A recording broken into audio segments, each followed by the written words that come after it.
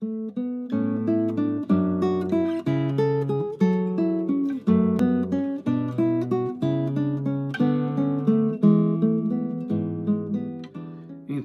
em nome do Pai, do Filho e do Espírito Santo, Santo Anselmo, rogai por nós.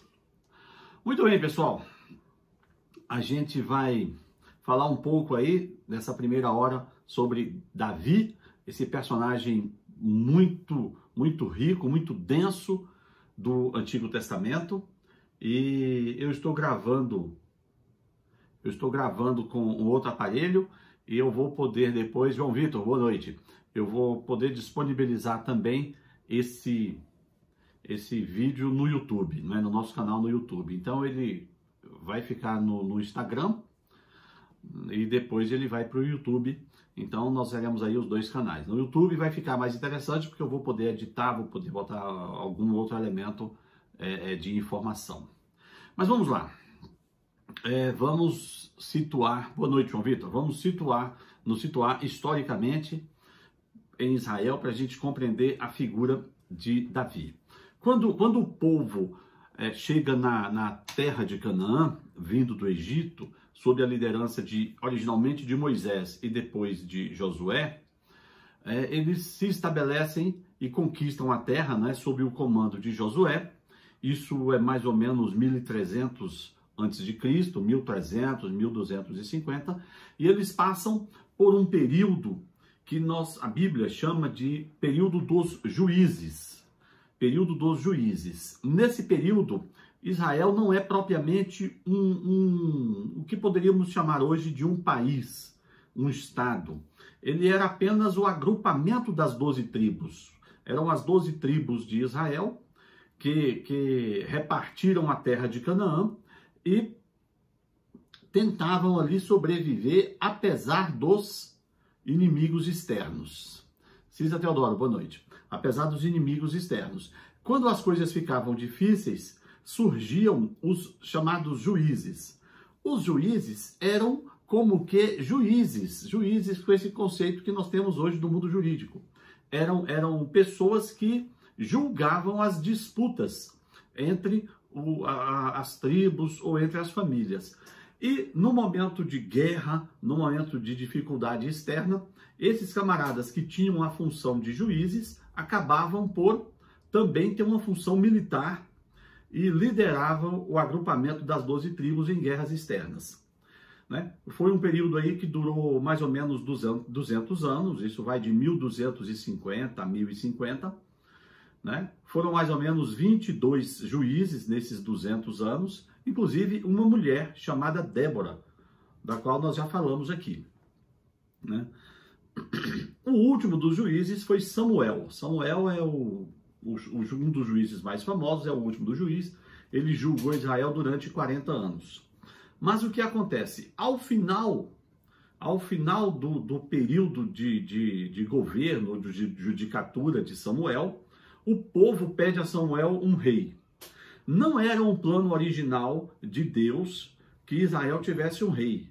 Aquele modelo de organização tribal com liderança dos juízes talvez fosse a ideia, né, melhor para Israel. Mas o povo insiste com Samuel. Samuel pede orientação a Deus e Deus diz assim: Samuel, eles não rejeitam a ti, eles rejeitam a mim. E aí, Samuel escolhe Saul como rei. Saul foi a live que nós fizemos no passado. Esse latido, pronto, é o meu shih tzu, mas desculpem aí. Aí o Saul foi rei em Israel por 40 anos. Mas Saul foi um camarada que não andou com Deus. Né? Nós fizemos uma live sobre Saul, falamos das grandes qualidades de Saul, de como as circunstâncias eram propícias a Saul e como Saul, por meio do pecado, se afastou de Deus e Deus o rejeitou. Né? E aí tem um texto que é muito, eu vou falar dele no final, mas eu vou acabar antecipando agora, que é uma mensagem de Deus ao próprio Saul por meio de Samuel. Mais ou menos isso, Juliana. Quando Deus reprova Saul, Deus manda Samuel levar a Saul a seguinte mensagem. Isso está em 1 Samuel 13:14.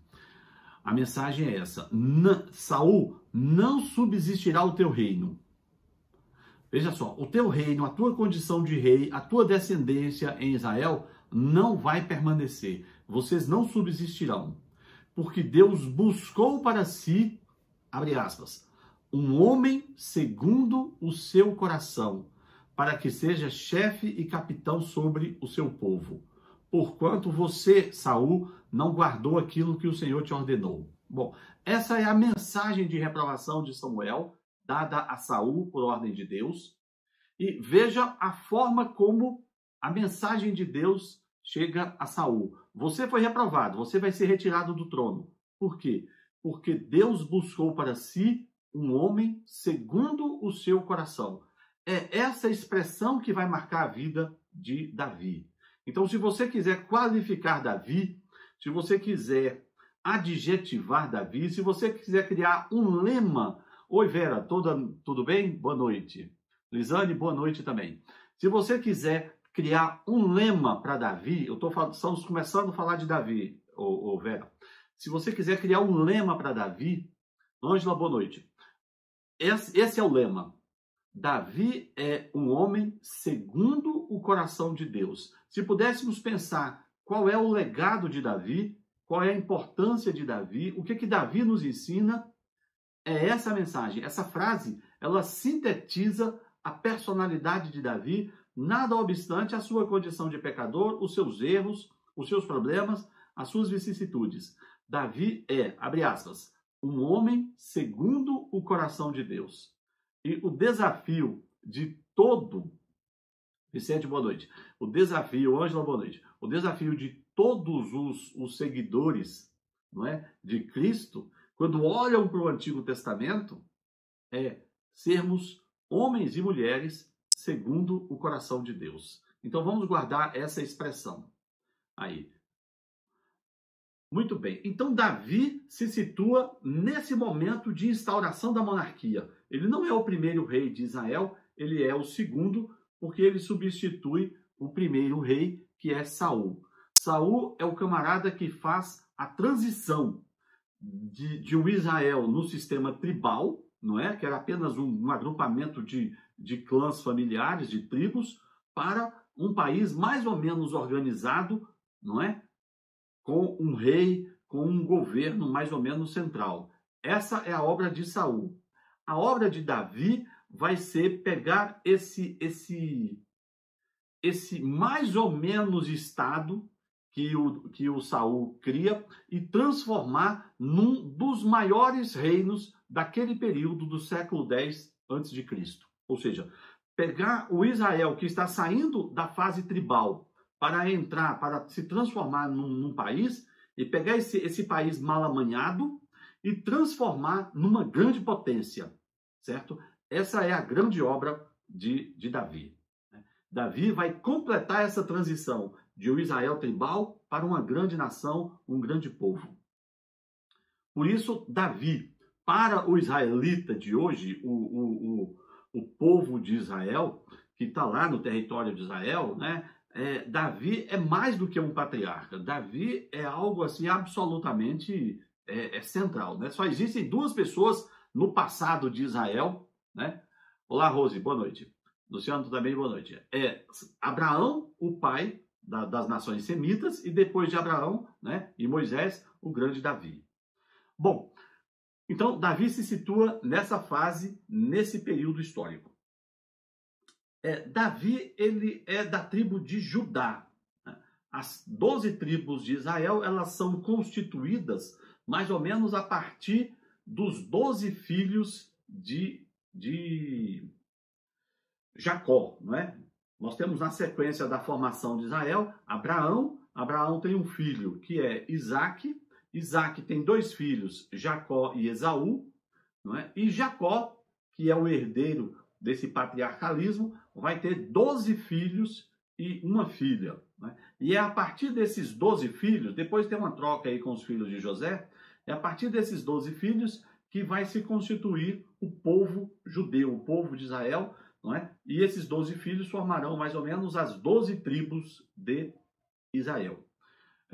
E Davi é de uma dessas tribos, é da tribo de Judá, Davi é filho de um camarada chamado Jessé, né? E ele nasce na cidade de Belém, por volta do ano 1040. Então eu gostaria que você já anotasse esse dado. Davi nasce na cidade de Belém. E Davi, não é? Por ter nascido em Belém, né, ele tem nesse aspecto uma pequena semelhança, que depois vai se mostrar muito maior com Jesus Cristo, porque Jesus também nasce em Belém, né? Isso já tem uma relação profundamente íntima nesse momento. Então Davi nasce na cidade de Belém por volta do ano 1040. Né?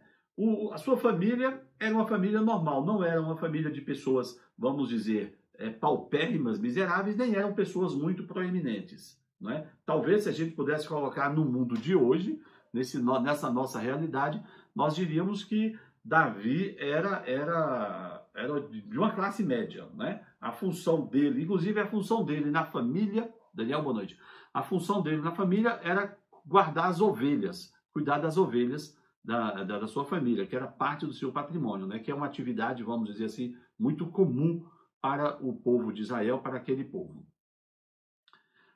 Bom, Davi ainda é adolescente, ainda é um jovem adolescente, talvez 15, 16 anos, quando Samuel leva aquela mensagem de Deus a Saul, dizendo que Deus reprova o rei Saul e Deus está buscando uma pessoa segundo o seu coração.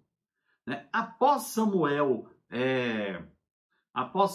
receber essa mensagem, que está no capítulo 13 do primeiro livro de Samuel, Deus manda Samuel ir à casa de Jessé, para que ele unja um dos filhos de Jessé como rei de Israel.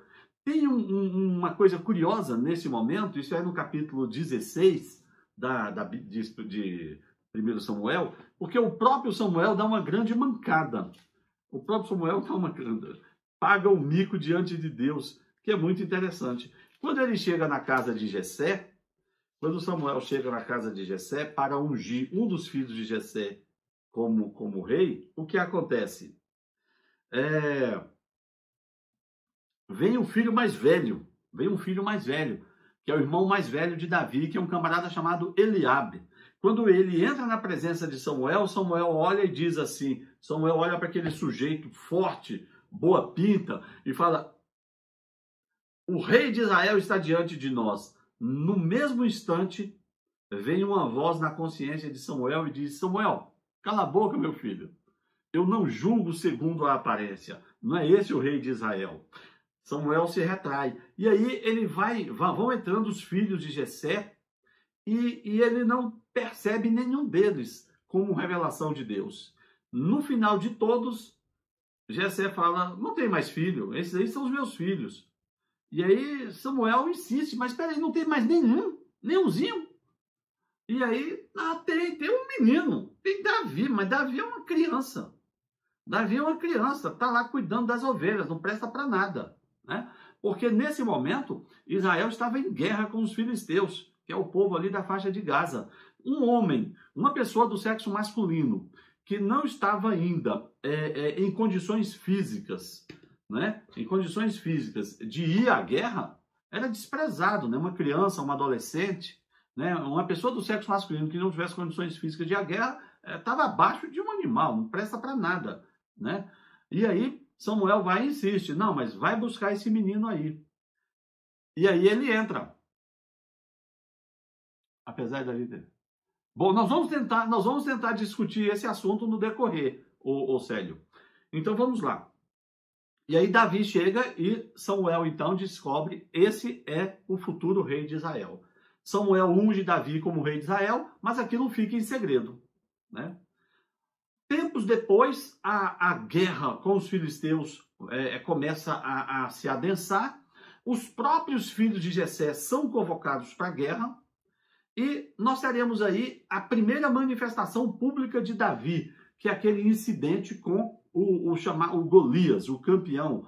A expressão gigante deve ser entendida não no seu sentido literal, mas como um homem acima da média, né, em termos de porte físico e de capacidade de luta. Israel está em guerra com os filisteus e um integrante das tropas filistias, né, lá dos filisteus, o Golias, ele faz um desafio que aquela guerra poderia ser resolvida por um debate, por um combate homem a homem, não é? Ele como representante dos filisteus e que se apresentasse um representante de Israel. Pois bem, nesse momento, o Davi estava chegando no campo de batalha para levar alguma coisa para os seus irmãos, né, a pedido de seu pai.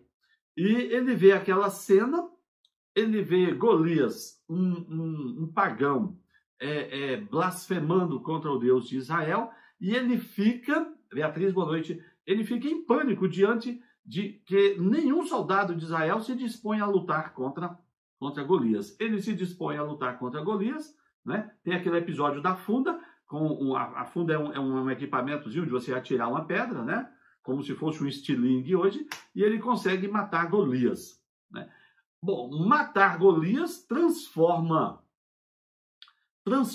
Davi num herói nacional, né? Transforma Davi num herói nacional, né? E o rei já lhe promete, apesar da sua juventude e pouca idade, a filha dele, né, a Mical, como esposa. Nesse momento, Saul, que está num processo de decadência diante de Deus, né, Saul passa a ser atormentado por maus espíritos, né? O texto bíblico é bastante complexo, porque o texto fala de um espírito mau que Deus permitiu que assustasse, que incomodasse a figura a pessoa de Saul, o rei, que estava sendo deposto. E nesse momento, alguém sugere que Davi venha tocar harpa perto de Saul, e quando Davi tocava a harpa perto de Saul, Saul se acalmava, e aí começa uma relação de amizade entre eles, né? Aí ocorre um processo natural de desenvolvimento da amizade entre Saul e Davi.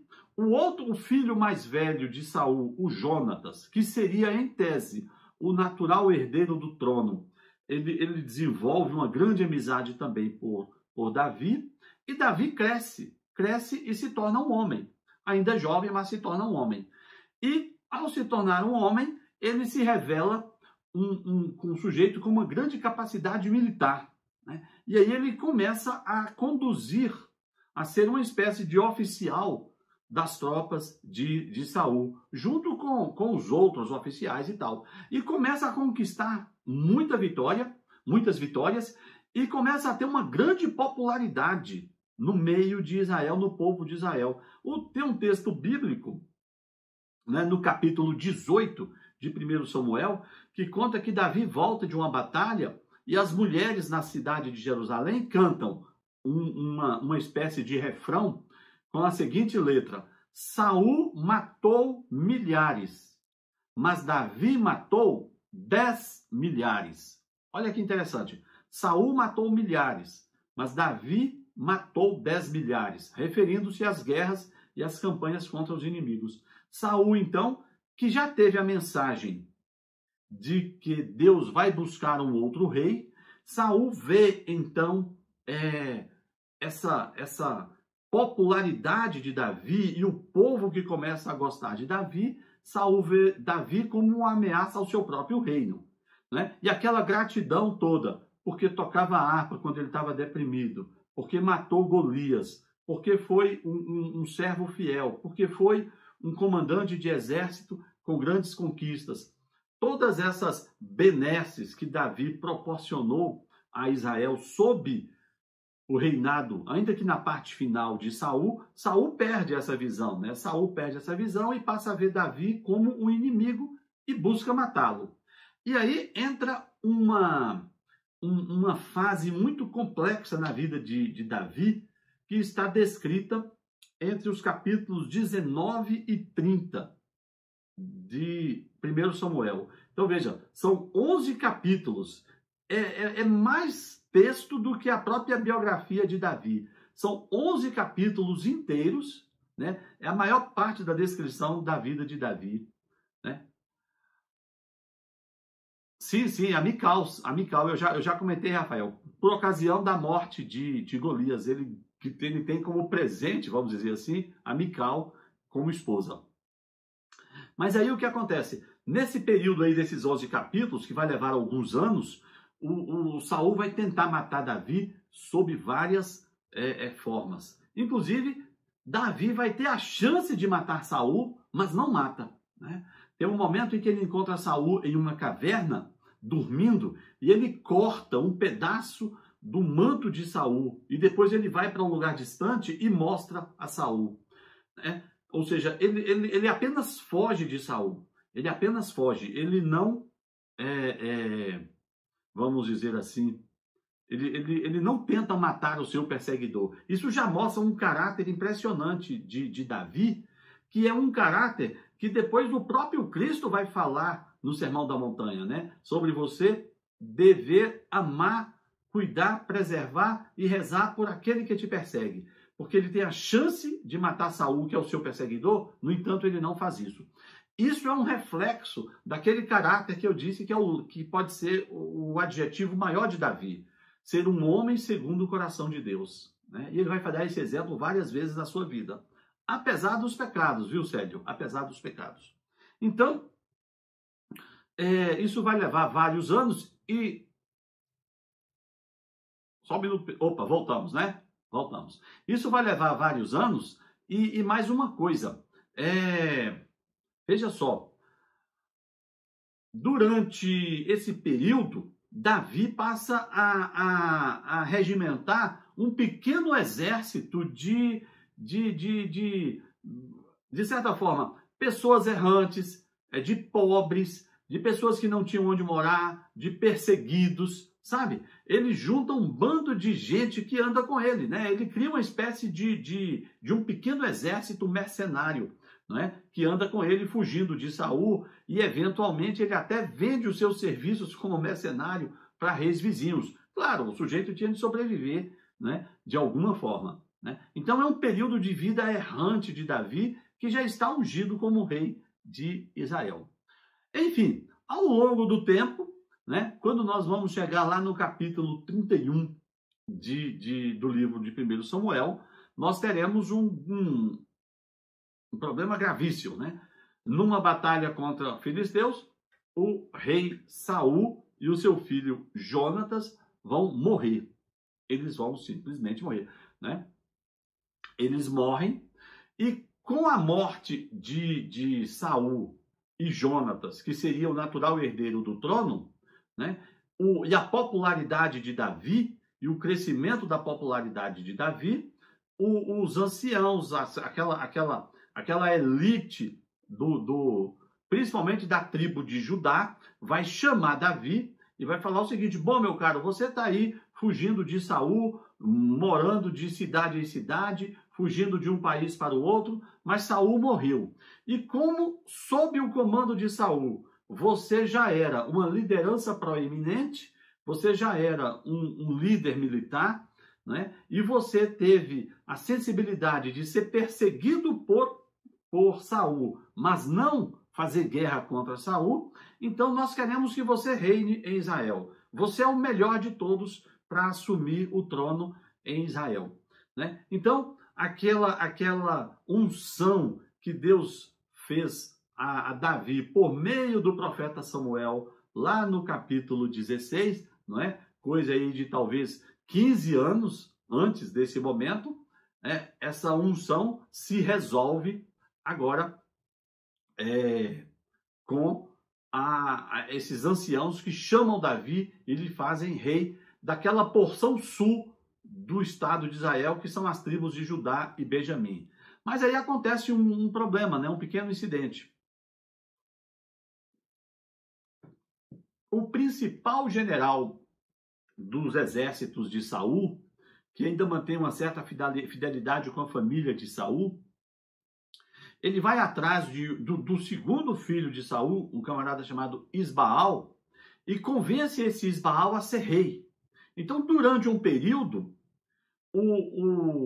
esse Abner, o cara se chama Abner, ele convence o Isbaal a se tornar rei. Então, durante um determinado período, alguns anos, Israel passa a ter 2 reis, né?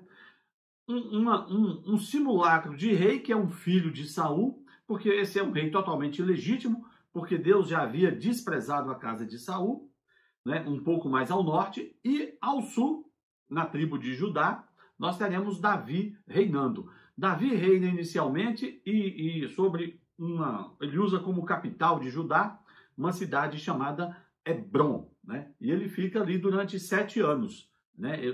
Na primeira fase do seu reinado. Mas o Isbaal, filho de Saul, é assassinado. O Isbaal, filho de Saul, é assassinado. E aí, com a morte do Isbaal, Davi, então, vai para o norte e consolida todo o Israel sob o seu comando e se torna rei de Israel, né? E aí ele vai reinar por mais 33 anos, né? No final ele vai ter um reinado de 40 anos, né? Os 7 primeiros anos mais controlando a região sul, né? E aí ele tem sede na cidade de Hebron e posteriormente, com a morte do Isbaal, ele consolida o reino em todo o território de Israel. E aí tem uma coisa muito, muito importante, muito singular também para nós cristãos, que é o seguinte: tinha um dos povos que vivia nessa região quando o povo de Israel vem do Egito, era um povo chamado eram chamados Jebuseus. Jebuseus. E esses Jebuseus, ou Jebusitas, eles tinham a sua sede numa cidade chamada Jebus-Salém. Eram Jebuseus. A palavra Salém dá a ideia de rei, né? Então, Jebus-Salém, são os reis do reino de Salém. E essa cidade, que a gente chama de Jerusalém, hoje, né, os judeus chamam de Yerushalayim, essa cidade onde viviam os Jebuseus, ela era protegida por uma fortaleza chamada Tzion. Se a gente poderia... Tzion, né? É uma letra em hebraico que é muito difícil de pronunciar, porque é uma mistura entre a letra T de tatu e Z de zebra. Então, era a fortaleza de Tzion, né? A fortaleza de Tzion protegia a cidade de Jebus-Salém. Então, quando Davi vai consolidar o reinado de Israel, ele vence os Jebuseus, ele, né, põe os Jebuseus para correr da fortaleza de Sion e conquista a cidade de Jerusalém. E transfere para a cidade de Jerusalém a sede do reino, onde ele vai reinar pelos últimos 33 anos, do total de 40 anos do seu reinado. E é aí que Jerusalém, que vai depois, né, ser um lugar onde o nosso Senhor Jesus Cristo vai ser crucificado. É aí que Jerusalém entra na história, né? Então você vê a importância aí já da figura de Davi, né? E aí Davi entra em Jerusalém, né? Isso aí é 2 Samuel, capítulo 5, e começa o seu reinado nesse momento, né? Bom, quando Davi chega em Jerusalém, a notícia para os povos vizinhos é de pânico. É de pânico. Por quê? Porque os povos vizinhos falam: caramba, está tendo uma revolução em Israel. Apareceu um rei lá, um tal de Davi, que unificou todo o reino, subjugou todos os inimigos e está fazendo de Israel um grande reino. Então, o que acontece? Ali por volta do capítulo 5 até o 7, Samuel vai contar o seguinte, que os reinos vizinhos ficam com um grande temor e não querem, obviamente, uma indisposição com Israel, dada a grande capacidade militar de Davi. Não é? Por quê? Porque se você vai fazer guerra contra Israel, você corre o risco de perder e a derrota de uma guerra num momento, nesse passado longínquo, né, da antiguidade, implicava a transformação do seu povo na condição de escravo. Então, perder a guerra não era só perder pessoas pela morte ou perder patrimônio, era perder a liberdade de todo o seu povo. Então, entrar numa guerra e perder era um desastre total. Então, os países vizinhos começam a fazer alianças com Israel. Começam a fazer alianças com Israel e começam a lhe pagar tributos, não é? Como forma de manter uma espécie de uma política de boa vizinhança, não é? Uma ausência de beligerância, uma ausência de guerra e uma certa paz. Porque com todos os povos que Davi começa a guerrear, com todos os povos que se indispõem com Israel, Davi consegue derrotar. Davi tinha, assim vamos dizer, uma capacidade de articulação e de estratégia militar extremamente capaz, extremamente avançada, né? E isso faz com que ele subjugue não só os povos com que ele entra em luta, mas os demais povos com quem ele não luta, ele acaba subjugando no sentido de imprimir a esse povo um grande temor. E aí tem um detalhe interessante, que é o Irão, rei de Tiro. O Irão, Tiro, que é uma cidade-estado, que na verdade hoje é o povo fenício, que hoje é o povo libanês, né? É o povo libanês, que tem aqui no Brasil uma grande quantidade de descendentes, né? O Irão, que é um antepassado dos libaneses, o que ele faz? Ele entra em contato com Davi, ele diz que não quer fazer guerra com Davi, ele diz que respeita Israel, e ele dá de presente a Davi a construção de uma mansão. Ele manda os seus arquitetos, os seus engenheiros, os seus operários para Jerusalém para construir um palácio digno de um rei para Davi, né? E é assim que vai... Sim, Rafael. É assim que vai consolidar esse poderio de Davi. E aí Davi tem uma ideia, que também tem uma importância grande para a gente. Davi pensa, ele chama o profeta Natã. Natã é o profeta contemporâneo de Davi como rei, né? Porque Samuel, a esse momento, Samuel já morreu. Ele chama Natã e diz, olha, eu moro num palácio muito bem construído pelos operários e os artífices de Tiro, né? Os fenícios. E a arca de Deus mora numa tenda. Então eu quero construir um grande templo para ser o lugar de culto em Israel. No entanto, a resposta que o profeta dá no final de uma discussão, né, porque no primeiro momento ele aprova, depois ele desaprova, é de que não caberá a Davi a construção do templo, mas ao seu sucessor, ao seu filho, que virá a ser Salomão, né, que nesse momento ainda não existe. Pois bem, então Davi mantém a arca num ambiente próprio, numa tenda protegida, e o templo de Jerusalém, o grande templo de Jerusalém, vai ser construído depois por seu filho. Mas Davi se consolida, não é? E faz essa grande conquista. Ele transforma aí Israel numa grande potência.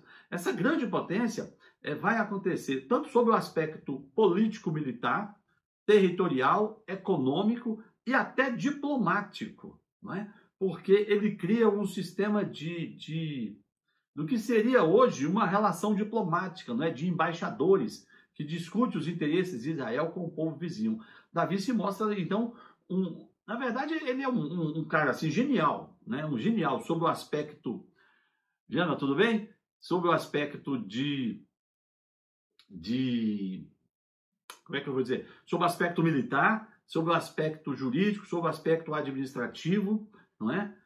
Sob o aspecto econômico, e dá a Israel o seu momento máximo de esplendor e de glória, né? Então, Davi é o grande herói. Mas o Célio aí já me lembrou.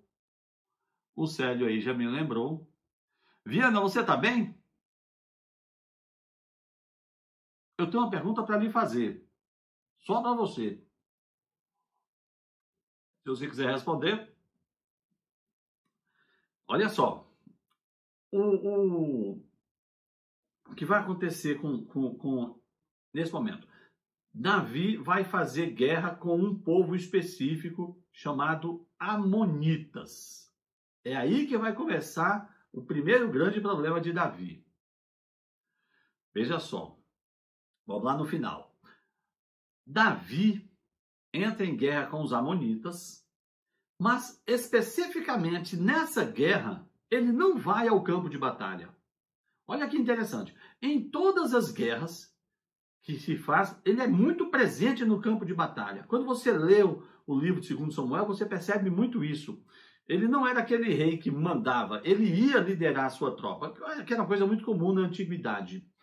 Mas no caso dos Amonitas, ele não vai. Ele fica no palácio. E quando ele fica no palácio, ele fica sem ter o que fazer.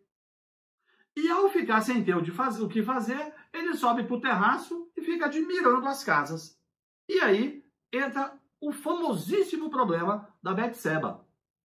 Como ele não tinha nada para fazer e ele fica olhando a paisagem, ele vê uma mulher muito bonita tomando banho no outro terraço de outra casa. Você está entendendo? E aí ele manda algum de seus auxiliares ir lá chamar essa mulher. Olha, você pensa, a mulher está lá, a mulher está tomando banho, é uma mulher atraente. Exato. Mas isso é depois. Nesse momento ele só chama a mulher, viu, Célio? Chama a mulher. E ele chama a mulher e se namora com a mulher e tem lá um namoro com a mulher. O texto bíblico, quando você lê o texto bíblico, a impressão que tem é que houve apenas um ato sexual. Mas o marido da mulher, o Urias, a mulher se chamava Betseba. O Urias estava numa guerra. Não é possível, não é provável que Davi tenha tido apenas um caso com essa mulher. Não, ele deve ter tido inúmeros encontros com essa mulher, né? Ele deve ter tido inúmeros encontros com essa mulher. E a mulher engravida, o que é um processo, né? É um risco do ato, né? A mulher engravidou, ele então manda chamar o marido da mulher, o Urias. Qual é a ideia dele? Olha, aí começa a artimanha. Ele comete o pecado de adultério, né? 1, 2, 3 vezes. Aí ele chama o Urias, né, da frente de batalha, porque vindo o Urias para Jerusalém, para algum dia de folga, para alguma coisa, ele vai em casa, não é? E aí Davi pensa, bom, ele vai em casa, vai ter algum nível de relacionamento sexual com a sua própria esposa e vai justificar a gravidez, ou seja, eu fico livre. Amanhã, essa gravidez vai ser imputada ao marido, ao Urias, porque, afinal de contas, ele veio aqui e fez algum ato sexual com a sua mulher. Só que o Urias é um homem de uma grandeza e uma dignidade. Nesse momento, ele tem muito mais dignidade do que Davi. Ele tem muito mais senso de justiça do que Davi. Ele tem muito mais honradez do que Davi.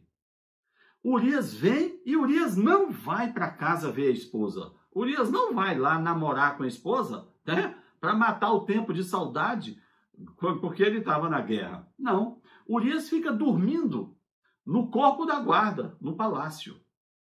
E Davi fica intrigado. Camarada, você estava na guerra, você teve uma folga, você não vai namorar com a sua esposa.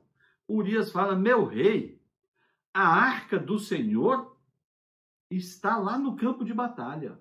Olha a grandeza de Urias. Porque eles levavam a arca, porque a arca era o símbolo da presença de Deus. A arca dava força ao exército de Israel. E Urias diz, meu rei, a arca está no campo de batalha, exposta ao vento, à chuva e ao sol. E a arca no campo de batalha, eu vou me deliciar com a minha esposa? Cara, o Urias é de uma grandeza, de uma dignidade, de um respeito religioso, naquele contexto, extremamente avançado e elevado, né? E aí Davi lascou tudo, né? A mulher está grávida. O camarada não quer ter contato com a mulher. Essa gravidez vai ser imputada a um adultério e essa mulher vai ser apedrejada. Cara, aí vem o seguinte, e aí aquele problema que a gente pode aprender até com os erros de Davi. Qual é o grande erro? O pecado, quando ele não é, quando ele não é arrependido, né? Quando você comete, no nosso caso aqui, um pecado grave, e você não se arrepende, não procura imediatamente a confissão, o passo seguinte é outro pecado grave. E o passo seguinte é outro. E o passo seguinte é você agravar cada vez mais a sua listagem de pecados graves. Você está entendendo? Se você não estancar, opa, pequei, vamos à confissão. Por quê? Porque se eu pequei hoje e não confessei, amanhã eu vou pecar novamente, cara. E aí, no terceiro dia, já pequei 1, pequei 2, peco 3, 4, 5. Daqui a pouco eu estou num processo de cauterização de consciência e não quero mais ir à confissão. E aí você se perde, né? O que Davi faz? Ele está se relacionando com essa mulher. E ele não quer se arrepender, não. Ele só queria que o marido dormisse com a mulher para justificar a gravidez. Ele não manifesta nenhum senso de arrependimento. E aí, como o Urias não vai dormir com a mulher, ele vai e fala, bom, então eu vou ter de matar o Urias. Aí é aquela história que você lembrou, Sérgio. Aí ele vai causar aquele ardil e desgraçadamente ele vai mandar a mensagem por mão do próprio Urias. Quer dizer, a coisa é de uma maldade sem fim, né? Ele manda uma mensagem para o chefe do exército dizendo, né, olha, coloque o Urias numa posição de batalha de tal forma que ele morra. E isso é feito e Urias morreu. Bom, quando Urias morre,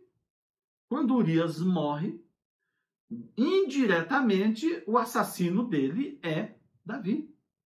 Veja bem, indiretamente. Porque Urias era um soldado no campo de batalha. O soldado no campo de batalha, em tese, pode morrer. Mas ele criou as condições para que ele preferencialmente morresse. E efetivamente morreu, né? Então, sei lá, é uma espécie assim de assassinato indireto, né? E aí a mulher fica viúva.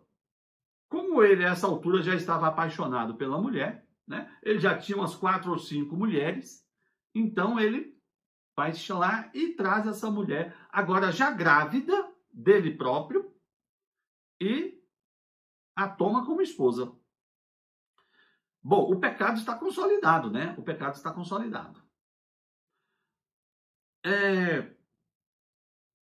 Muito bem. No capítulo 12 de 2 Samuel, nós teremos... Aí, Célio, talvez tenha sido essa pergunta que você me fez. Como consolida, não sei se foi essa, como a gente harmoniza o homem segundo o coração de Deus com um homem que comete pecados tão graves.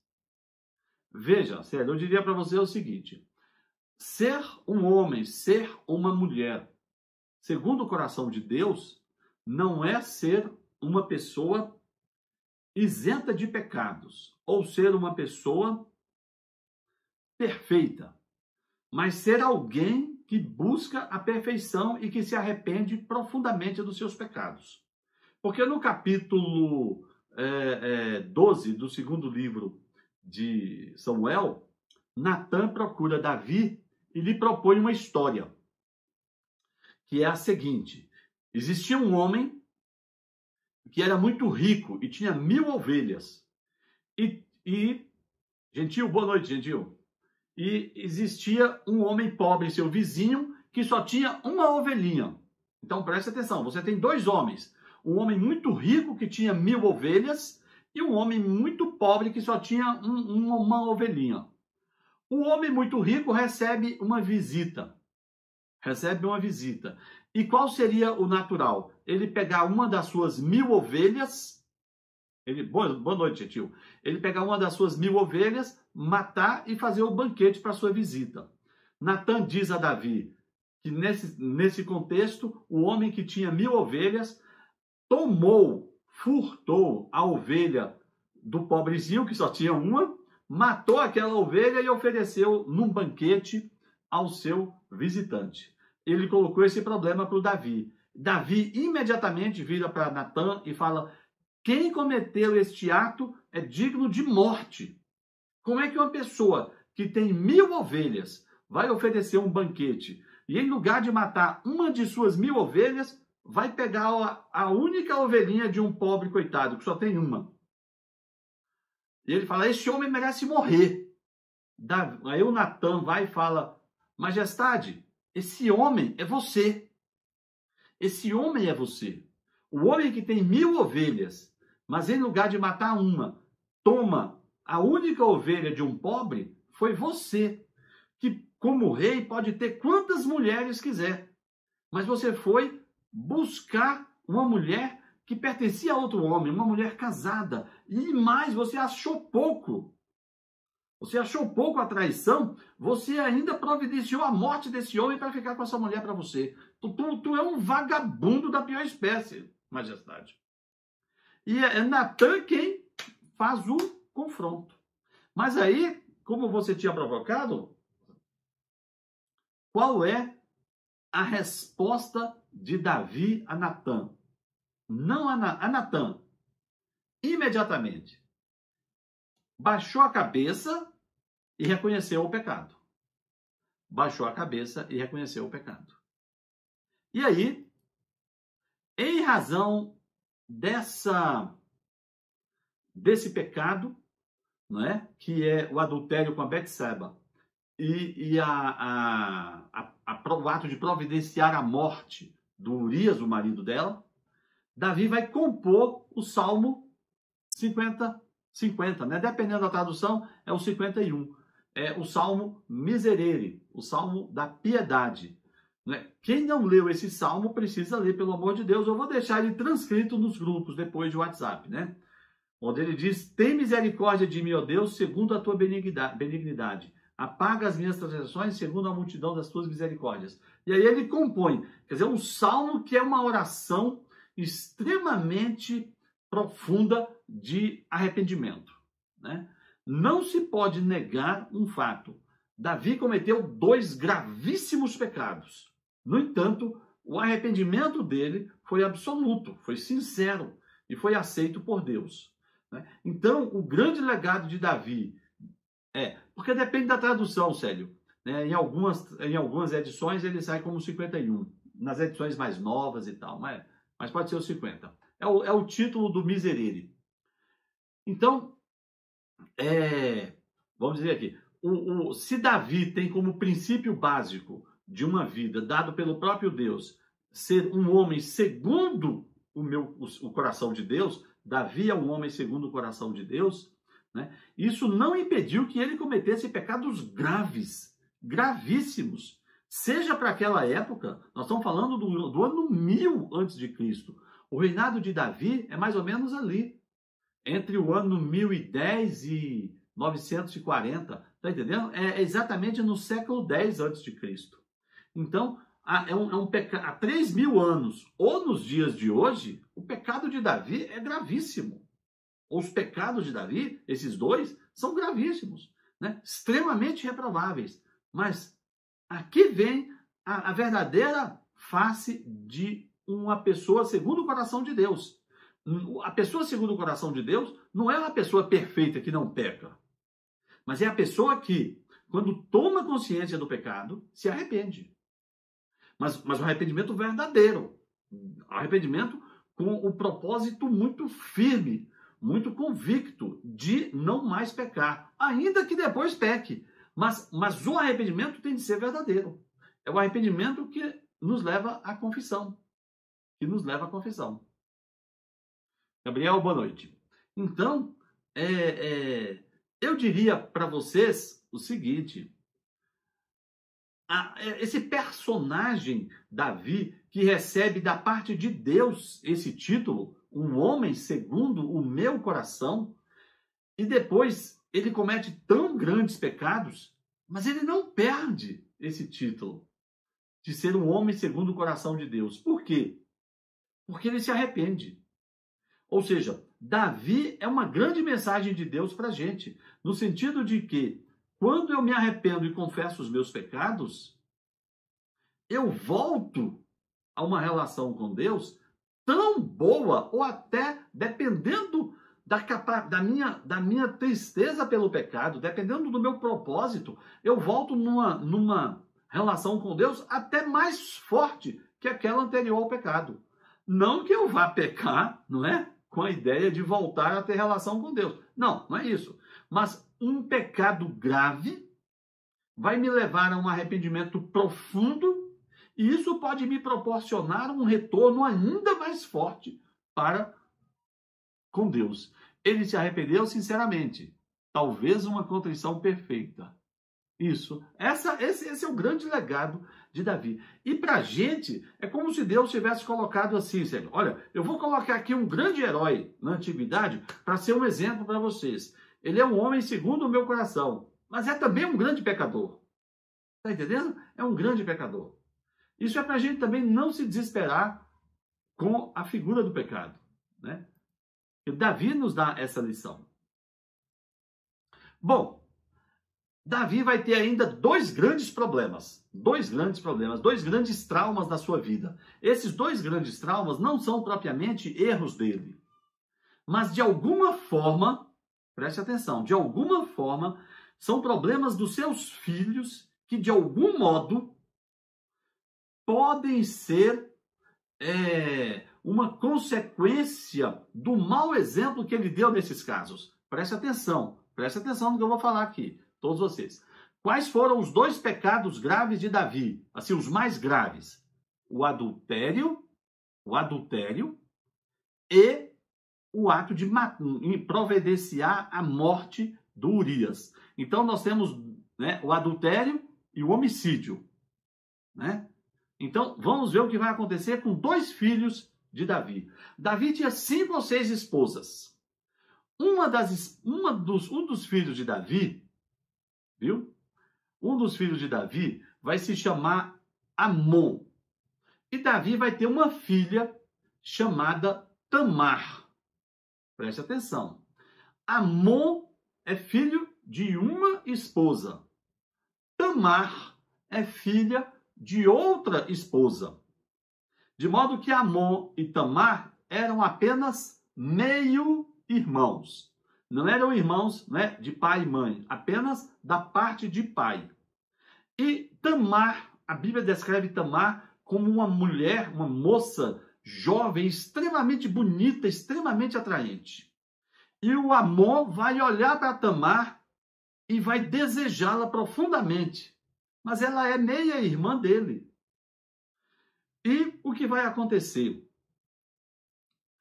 Vai ter um momento em que Amon não vai mais se controlar e Amon vai ter um ato sexual com Tamar. Mas não é uma relação consentida. O texto bíblico diz que ele a seduz e ele força. Então é, na verdade, um estupro. Então veja a gravidade disso. É um irmão que estupra, não é? Não com violência, mas com ameaça e com certo uso de força, não é? Talvez não tenha sido um ato tão violento, mas não foi um ato, assim, né, de livre e espontânea vontade, de liberdade sexual da moça, né, da Tamar. É uma situação que hoje, até na nossa legislação hoje, seria um tipo de estupro, né? E isso é dentro da casa dele. E aí eu vou perguntar a vocês. Eu estou inferindo isso, a Bíblia não diz. Aqui é uma ideia minha. Será que o Amon não se sentiu no direito de tomar aquela irmã para si, vendo o exemplo do seu pai? Está entendendo? Espera aí, meu pai olhou uma mulher casada, se sentiu atraído, foi lá e pegou essa mulher para si. Eu estou achando essa minha meia-irmã muito sedutora. Será que eu não posso ter o mesmo direito do meu pai para me satisfazer sexualmente? Pouco me importando se ela quer, pouco me importando se ela está afim, pouco me importando se ela é minha irmã. Afinal de contas, é só meia-irmã. Está entendendo? Será que a má conduta dele como homem, que traz para dentro de sua casa uma mulher casada para ter um ato de adultério, não inspirou o filho a cometer um abuso sexual contra a irmã? Está entendendo?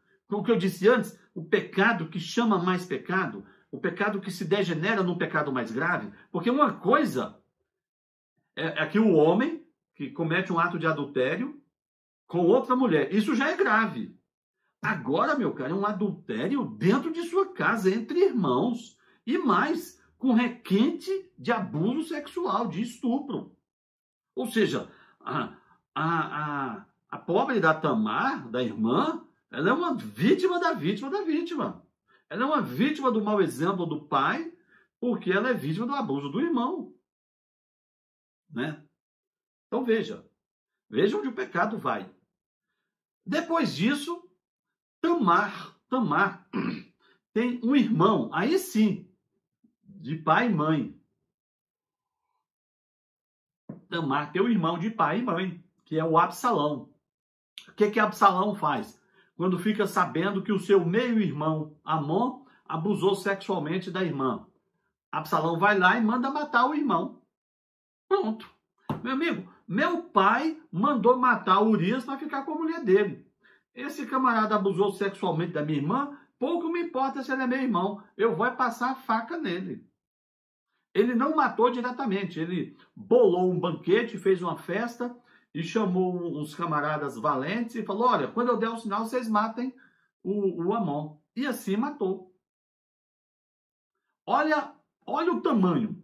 Porque o que eu acho interessante nessa leitura é que os dois pecados de Davi são reproduzidos pelos seus filhos entre si. Você está entendendo? Os filhos reproduzem os pecados de Davi, só não com estranhos, mas entre si. Davi pega uma mulher casada e traz para dentro de casa para adulterar.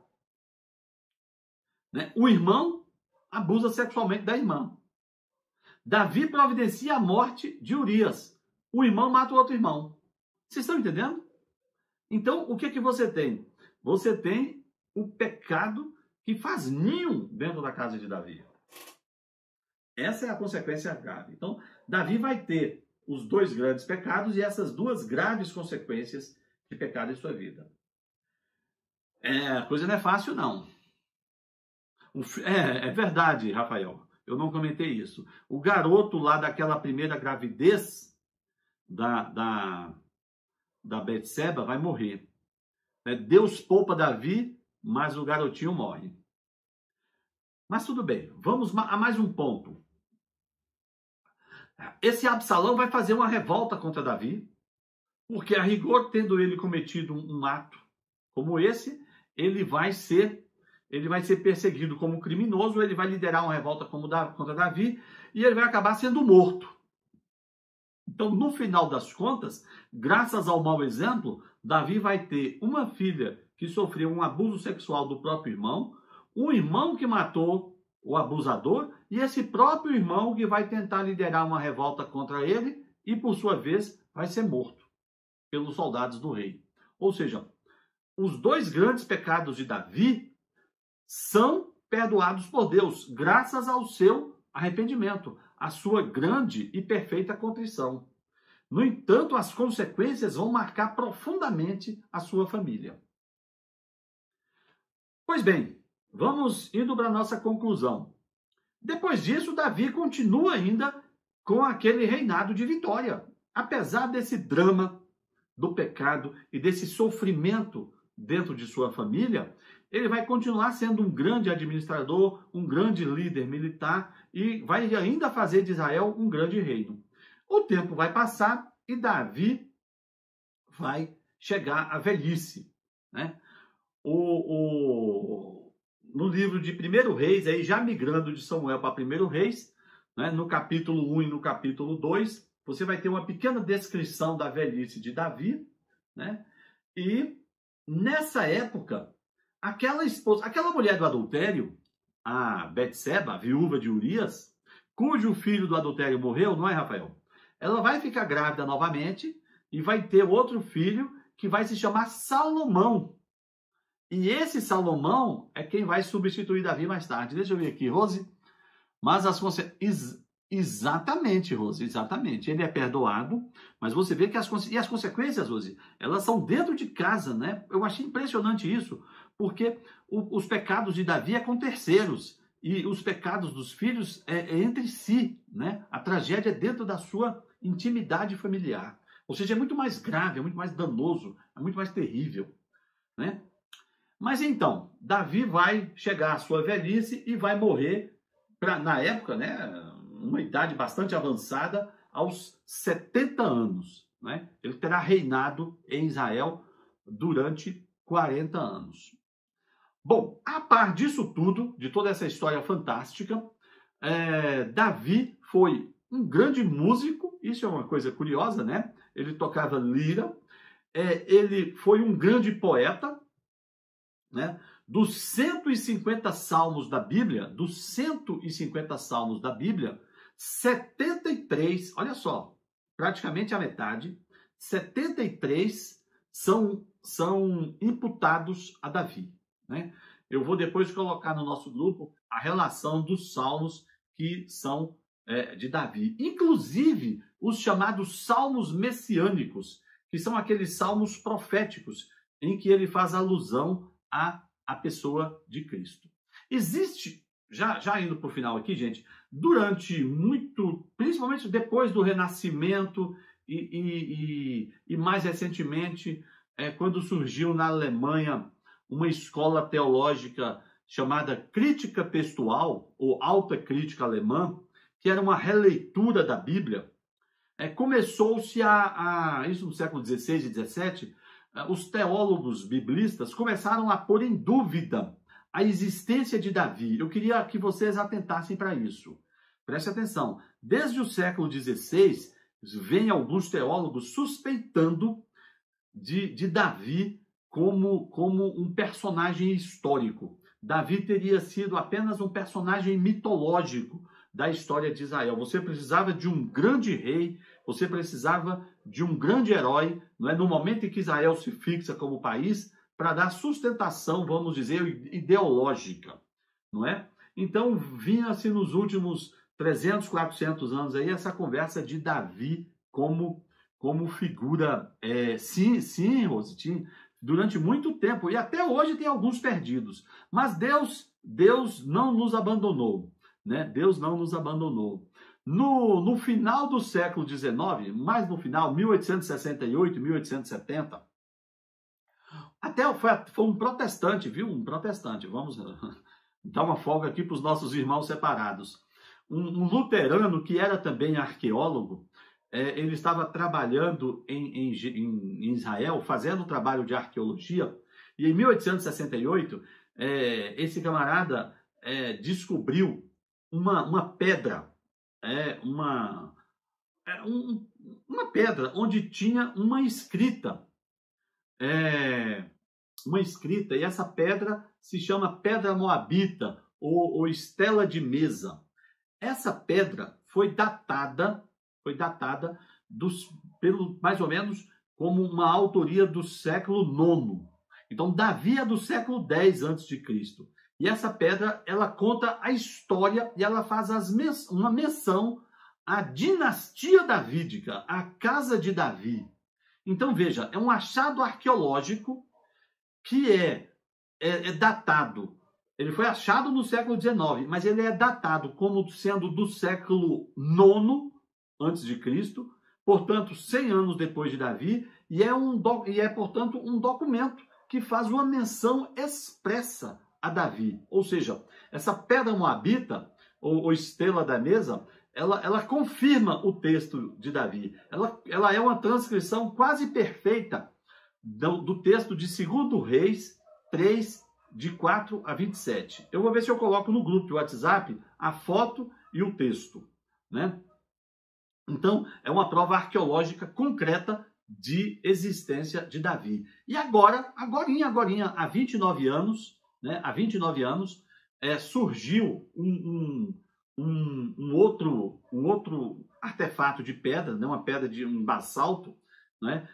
Num sítio arqueológico, que é a chamada Estela de Teldã. Teldã é o nome do sítio arqueológico, onde também existe uma menção à chamada dinastia davídica, à casa de Davi e ao rei Davi. Então você veja, nos últimos 150 anos, nós temos dois elementos arqueológicos que foram datados como sendo do século IX ou VIII e que fazem menção expressa à existência de Davi. Então, nós cremos que Davi existiu, primeiro porque é uma verdade bíblica, né? É uma verdade bíblica, e agora nós temos até mesmo como refutar essa ideia maluca de que Davi é um personagem mitológico, né? Davi existiu e existem artefatos arqueológicos cientificamente provados de Davi como sendo um personagem real, né?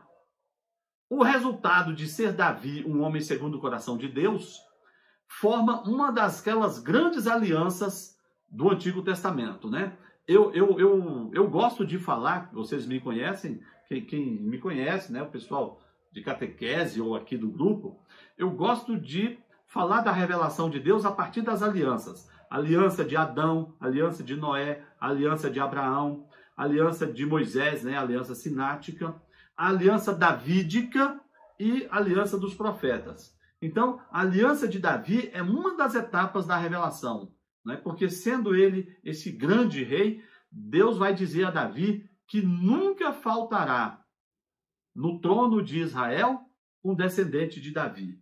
Eu vou dizer novamente, jamais faltará no trono de Israel um descendente de Davi, com todas as vicissitudes que Israel vai ter a partir do século IX, VIII, antes de Cristo, etc. Né? E quando, me permita aqui só dizer uma coisa, né? Davi vai, quando você lê o texto de Mateus 1, o primeiro capítulo de Mateus, quando São Mateus apresenta a genealogia de Jesus Cristo, Mateus começa assim, Mateus 1, verso 1, livro da genealogia de Jesus, filho de Davi, filho de Abraão, né? Filho de Davi, filho de Abraão. Davi é antepassado direto de São José e de Nossa Senhora, né? Por isso Jesus é chamado filho de Davi. Quando o cego Bartimeu estava no caminho de Jericó e Jesus passou, ele gritou, Jesus, filho de Davi, tende misericórdia de mim. Então, dizer que Jesus é filho de Davi é reafirmar, né, o caráter messiânico de Jesus, né? É reafirmar a chamada aliança davídica. E quando o anjo Gabriel, meu xará, faz a anunciação a Nossa Senhora, né? E Maria diz assim, como é que Maria fala, né? Maria diz assim, não, o anjo diz a Maria, né? Maria, não temas, porque achaste graça diante de Deus. Eis que em teu ventre conceberás, e dará luz a um filho, e por-lhe-ás o nome de Jesus. Ele será grande, e será chamado Filho do Altíssimo, e o Senhor seu Deus lhe dará o trono de Davi, seu pai. Jesus é o cumprimento dessa promessa da aliança davídica. Quando Deus diz a Davi, jamais faltará o sucessor teu, um filho teu, um descendente teu no trono de Israel, Deus não estava se referindo necessariamente ao descendente no Israel Estado, né, político, institucional, mas ao Israel espiritual, ou seja, no ápice da revelação, quando Deus se revelar a toda a humanidade, ele vai se revelar por Jesus, que é o quê? Descendente de Davi. E Jesus, como rei, não é? E salvador do mundo, ele está assentado no trono de Davi, não mais do Estado de Israel, mas de todo o povo que haverá de ser salvo. Melhor do que isso, gente, não tem, né? Então, Davi é um personagem que está profundamente imbricado com o próprio Cristo e com a revelação, não é? Porque ele transforma Israel num grande país. E esse Israel político de um grande país vai gerar, pela descendência de Davi, Nossa Senhora, por meio de quem Cristo, o próprio Deus, vai se encarnar, para ser, a partir daí e por meio da igreja, rei de todo o universo. É assim que se realiza a aliança davídica. É assim que se realiza a aliança davídica. Então, pessoal, era isso que a gente tinha para bater papo sobre o nosso grande amigo Davi.